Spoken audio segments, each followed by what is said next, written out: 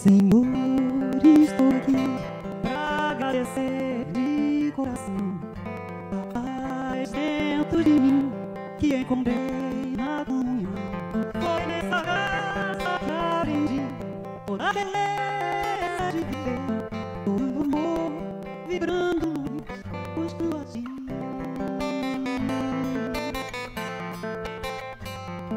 Senhor, mesmo tão longe. Boa tarde, queridos irmãos aqui presentes. Foi uma prece desse pequeno grande livro, Sementes de Felicidade, de Lorival Lopes. Cada página, a meu ver, vale como uma prece. Por exemplo, o texto de número 44. Gostar dos outros é gostar da vida. Eles são o seu refúgio. Dom e sabor à vida. Trazem alegria e paz. Você se torna verdadeiramente feliz ao amar os outros. Descobre neles uma centelha divina, igual à que atua em você. Sinto que você e eles, no fundo, são uma só energia, um só Deus. Gostando dos outros, sua vida transforma-se em completa liberdade. Seus dias são felizes. Nada quebra o encanto do seu viver.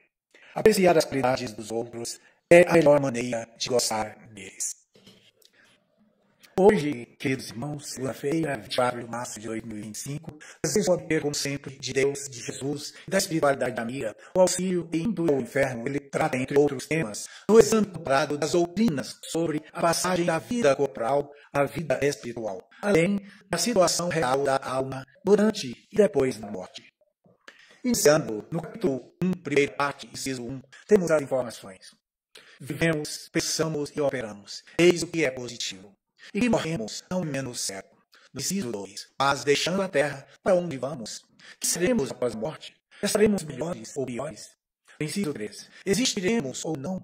Ser ou não ser? Tal é a alternativa. Para sempre ou para nunca mais. Ou tudo ou nada. Viveremos eternamente, ou tudo se aniquilará de vez? É uma tese, essa que se impõe. E prosseguindo, haverá algo mais desesperador do que esse pensamento da destruição absoluta. Afeições caras, inteligência, progresso, saber laboriosamente adquiridos, tudo despedaçado, tudo perdido. Kardec faz as seguintes considerações, já no inciso 8. De nada nos servia, portanto, quaisquer esforços no refreamento das paixões, das fadigas para nos ilustrarmos no devotamento à causa do progresso, desde que de tudo isso nada aproveitássemos, predominando o pensamento de que amanhã mesmo, daqui a pouco, talvez, de nada nos serviria tudo isso, ou seja, todo o sacrifício praticado, mantido, labrado. No mesmo livro e capítulo, Kardec nos fala sobre o passamento ou morte, nos itens 4 e 5. Diz ele: o fluido perispiritual só pouco a pouco se desprende de todos os órgãos, de sorte que a separação só se completa, absolutamente, quando não mais reste um átomo do perispírito ligado a toda a molécula do corpo. A sensação dolorosa da alma, por ocasião da morte, esta está na razão direta da soma dos pontos de contato existentes entre o corpo e o perispírito, e, por conseguinte, também da maior ou menor dificuldade que apresenta no rompimento, ou seja, no desligamento do espírito do corpo físico material. Não é preciso, portanto, dizer que, conforme as circunstâncias, a morte pode ser mais ou menos penosa. Estas circunstâncias são as que nos cumpre examinar. Para iniciar sua jornada terrena, o ser espiritual, todos nós encarnamos para uma nova vida, necessita de 3 elementos essenciais. Olha aí a explicação. O corpo ou ser material, este, análogo, semelhante ao dos animais, e animado, fortalecido pelo mesmo princípio vital, a alma, ou seja, o espírito encarnado, que é o segundo elemento, que tem o corpo, a sua habitação, e o perispírito, substância semimaterial, que serve de primeiro envoltório de casca de casa ao espírito, e que liga a alma, a chama viva que Deus criou quando soprou em nós, essa chama eterna, a vida. Então, o espírito é o primeiro que coloca a capa, que é a casa, o perispírito, que é o ser semimaterial, que serve de envoltório ao espírito. Então, esse perispírito é ele que liga o espírito ao corpo material, consequentemente. Queridos irmãos, Allan Kardec nos esclarece em A Gênese, capítulo 11, item 18, que no processo de desencarne, a liberação energética do corpo físico, ou melhor, no processo de desencarne, a liberação energética do corpo físico e do perispírito, que se encontravam impregnados desde o primeiro instante da concepção, realiza-se de forma abrupta, de acordo com a sua distribuição, que é peculiar a cada ser. A cada órgão, a cada ser, os centros vitais ou de força, maior atividade vital, de ligação com maior densidade, espírito, perispírito e o corpo físico. Destes, o que tem mais forte essa união com o espírito via perispírito é o centro coronário, ou regente, sendo o último que se desliga, desfazendo-se as conexões espírito, perispírito, glândula pineal, a glândula da vida espiritual. O rompimento destes laços fluídico-magnéticos que compõem o cordão fluídico ou de prata representa o selo da desencarnação, iniciando-se pelas extremidades, pés e mãos, terminando no cérebro. Uma vez ocorrido tal desligamento do processo da morte, o espírito não mais pode voltar a animar aquele que foi o seu veículo de carne. Despejado do corpo físico pelo desencarne, o espírito permanece como perispírito, veículo de sua manifestação no plano espiritual. Como o perispírito fica arquivado, tudo que aprendemos, experimentamos, assimilamos e carregamos para outra vida, ou seja, a vida atual do espírito no momento, né? Então nós temos aqui todos nós, espíritos encarnados, que temos uma alma, que estamos encarnados no corpo físico, todos nós temos isso que o Kardec explicou aqui, né? No perispírito nós carregamos todo o nosso conteúdo de vidas passadas. É por isso que em outras palestras aqui, o cientista, Dr. Alexander, Eben Alexander III, ele nos falou que nós, na atual experiência, nós somos a melhor versão nossa. Isso porque cada um de nós é o que tem de melhor do seu espírito, né, do seu eu.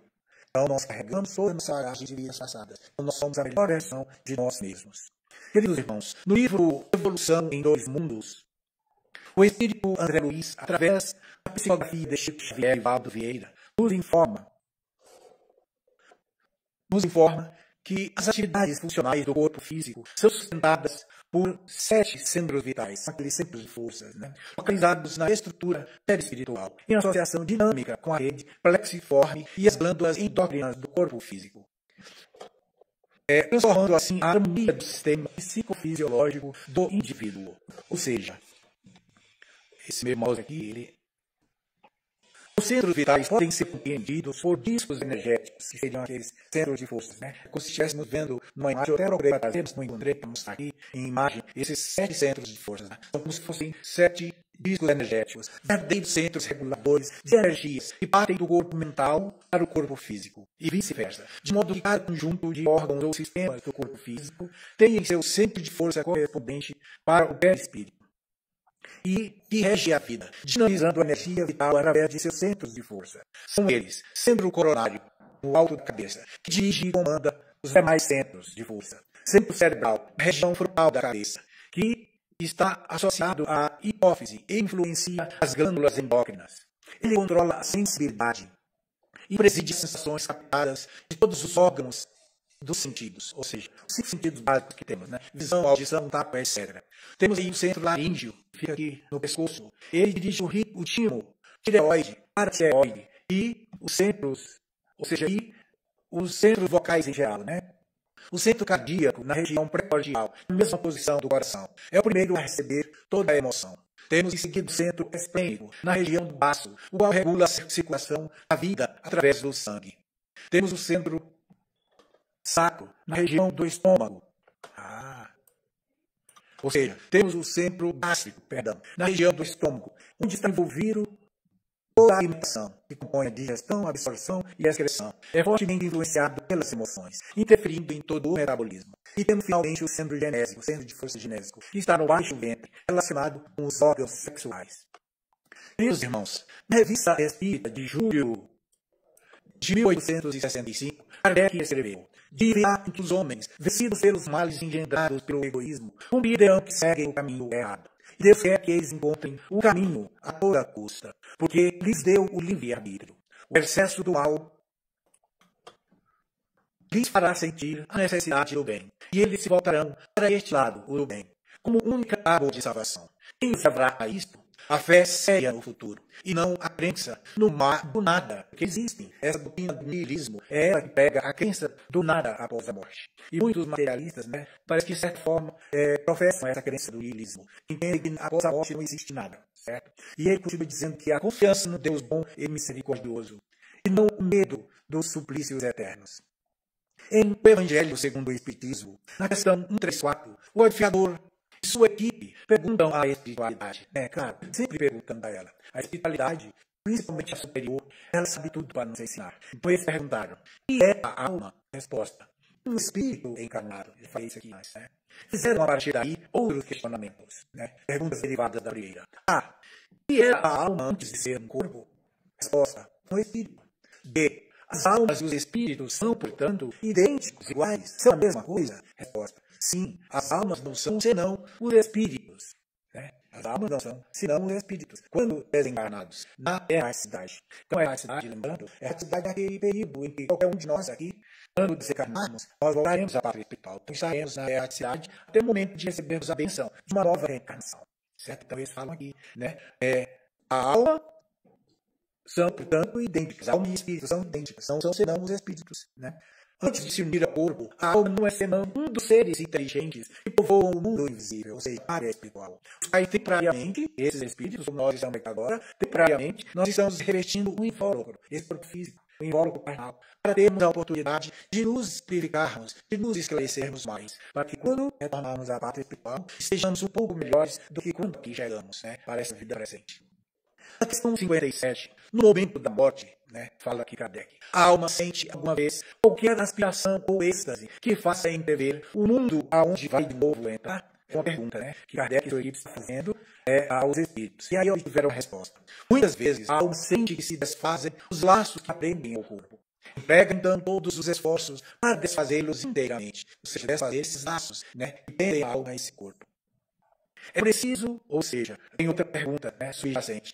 De que natureza é esse laço? Resposta. Semimaterial. Isto é, de natureza intermediária entre o espírito e o corpo. É aquele ser semimaterial, como é o perispírito. Né? É preciso que seja assim para que os dois, matéria e espírito, possam se comunicar um com o outro. Por meio desse laço é que o espírito atua sobre a matéria e reciprocamente. Né?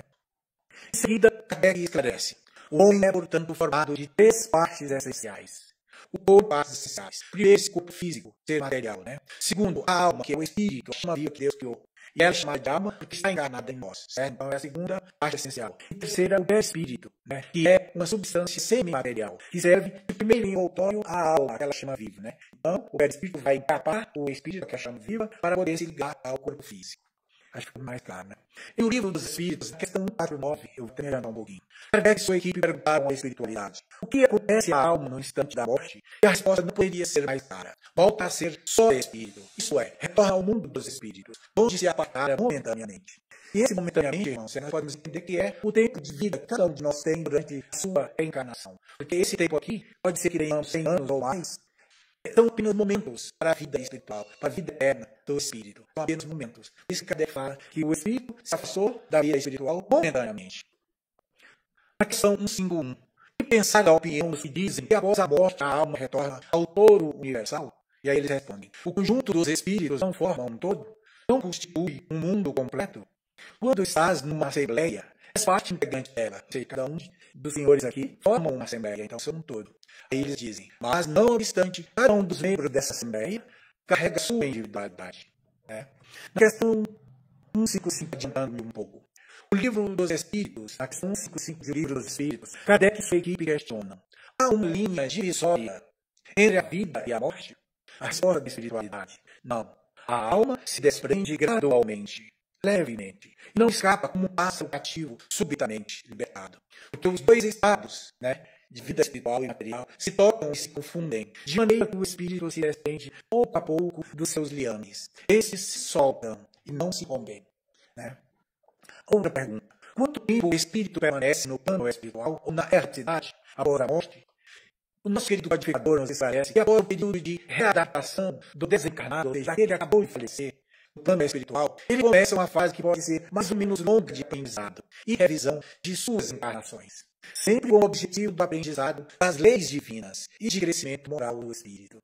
Eu lembro aqui, queridos irmãos, que o próprio espírito André Luiz, né, e só lembrando que o espírito André Luiz, ele foi aquele grande médium seminarista, Oswaldo Cruz, né? E ele, como espírito André Luiz, ele, ao desencarnar, ele ficou por 8 anos, sabe, no limbo, num local muito estranho, muito feio. Até que um dia ele se lembrou de Deus. E aí ele foi socorrido imediatamente. Então, é por isso que diz aqui que essa fase ela pode ser mais ou menos longa de aprendizado. Isso após a pessoa se despertar. Porque o que acontece geralmente é que nós, espíritos, ficamos um tempo, tipo numa UTI, dormindo, até podermos ter a condições de acordar e começar a ter noção de nossa atual condição. Então, aqui vem outra pergunta. Caso os espíritos superiores achem necessária uma nova encarnação, após esse período de readaptação e de crescimento moral do espírito na parte espiritual, caso a espiritualidade superior ache necessária uma nova encarnação, esse processo é iniciado com maior ou menor participação do espírito, ou seja, para decidir a sua nova vida, como que será aqui no novo corpo. Vejamos, irmãos, que a doutrina nos ensina que as verdades são eternas. Em o Evangelho segundo o Espiritismo, Allan Kardec, na introdução, nos relata que, 500 anos antes de Cristo, Sócrates e Platão já divulgavam ideias muito similares à do cristianismo e do espiritismo. Podemos então, sem medo de errar, afirmar que esses sábios, ambos os sábios, foram precursores dessas duas doutrinas, cristianismo e espiritismo. Observemos-se nos incisos 9 e 11, citando um resumo da doutrina, o codificador transcreveu que, se a morte fosse a dissolução completa do homem, teria uma grande vantagem para os maus, que depois da morte estariam livres de seus corpos e de seus vícios ao mesmo tempo. O que adorna a sua alma, não com enfeites estranhos, mas com os são próprios, somente poderá esperar com tranquilidade a hora de sua partida a outro mundo. Em outros termos, é dizer o materialismo que proclama o nada após a morte seria a anulação de toda a responsabilidade moral ulterior, ou seja, posterior, e consequentemente um estímulo ao mal seria que o indivíduo mau tem tudo a ganhar com essa doutrina. E que o homem desprovido de vícios é enriquecido de virtudes. É o único que pode esperar tranquilamente o despertar numa outra vida. O Espiritismo mostra-nos como exemplos e nos coloca à frente aos olhos como é penosa para o malvado a passagem de uma a outra vida. A etapa da vida futura. Podemos consultar em O Céu e o Inferno, segunda parte, capítulo 1.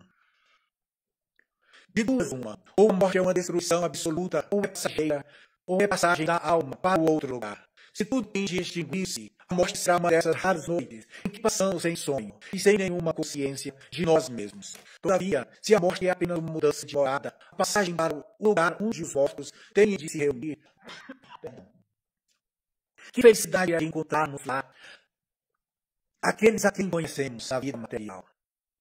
O meu maior prazer seria examinar de perto os habitantes dessa outra morada e de distinguir lá, como aqui, os que são dignos dos que se julgam tais e não são. No entanto, é tempo de nos separarmos. Eu para morrer, vós para viverdes. Sócrates falando aos seus juízes. Queridos irmãos, para tentar responder a pergunta, existe vida após o túmulo? No livro Vivendo no Mundo Espiritual, da autoria do espírito Antônio Carlos, através da psicografia a médium Vera Lúcia Marinzec de Carvalho, no texto número 8, intitulado Reencarnação, trouxe-lhes os seguintes excertos abaixo, onde o autor espiritual nos assevera. Quando desencarnados, só se recordam os que estão aptos para isto, e se for útil a eles. Aos encarnados, em alguns casos somente, é prejudicial lembrar-se por curiosidade. Às vezes, recordar é uma terapia, como em pessoas com tendências ao suicídio. Talvez sabendo um pouco do que sofreu quando se suicidou em vida passada, lutará contra essa tendência e tentará superá-lo. Algumas pessoas com traumas têm seus problemas amenizados com a lembrança do passado. Muitas recordações em espíritos imaturos os têm levado à loucura. Respondeu, né? Porque lá, né, nesse livro, é um espírito contando as suas reencarnações. Então, uns fazem perguntas, outros respondem, os orientadores os esclarecem, né? Então, é o que acontece aqui agora. Algumas pessoas com alma têm seus problemas amenizados com a lembrança. Essas recordações em espíritos imaturos podem levar à loucura, respondeu o orientador. E aí um dos espíritos falou: vi quando encarnado pessoas loucas que tinham duas personalidades, falou Ivo. Mas ficam em nós fatos do passado, medos, afetos e desafetos, não é mesmo? Sempre quando encarnado, se tem a boa sensação de conhecer lugares ou pessoas, disse Rosália. Todos nós esquecemos o passado para reencarnar, mas ficam imundos em impressão dos acontecimentos mais marcantes. Daí sentirmos essas sensações. Muitos fatos interessantes foram narrados. Há grupos que se afinam numa grande família espiritual e procuram reencarnar sempre juntos, uns ajudando os outros. Queridos irmãos, agradeço a gratidão da atenção de todos e rogo a Deus ao Mestre Jesus que nos guie em paz e em segurança de volta aos nossos lares. Após a prece final, que será divulgada pelo nosso irmão do setor. E aguardaremos. Sejam bem-vindos à nossa sala de passe virtual da Comunhão Espírita de Brasília. O passe tem como finalidade auxiliar a recuperação física, mental e espiritual, substituindo os fluidos deléteros por fluidos benéficos. Durante o passe, temos uma troca de energias físicas, mentais e espirituais, guiadas pelo melhor sentimento, que é o amor. Essa energia amorosa auxilia no reequilíbrio dos pensamentos e emoções, restabelecendo a harmonia íntima. Assim, deve ser utilizado quando sentir necessidade ou até que se sinta reequilibrado.